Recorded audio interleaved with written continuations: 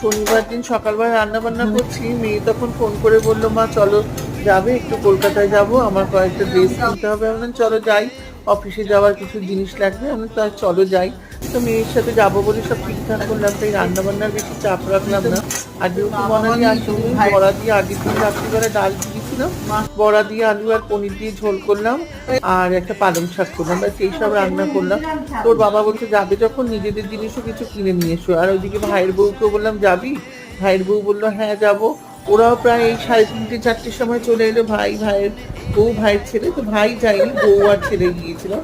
তারপরে আমরা সবাই মিলে, মেয়ে, আমি, ছেলে সবাই মিলে চলে গেলাম শপার স্টপে। ওখানে গিয়ে দেখছি খুব সুন্দর সুন্দর আইটেম ছিল, অনেক কিছু জিনিস আমরা কিনেছি, সেলও চলছিল।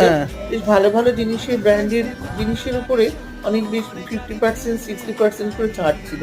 তো অনেক কিছু কিনলাম, কিন্তু প্রচন্ড গরম ছিল, এটাই যে একটা কষ্ট হচ্ছে।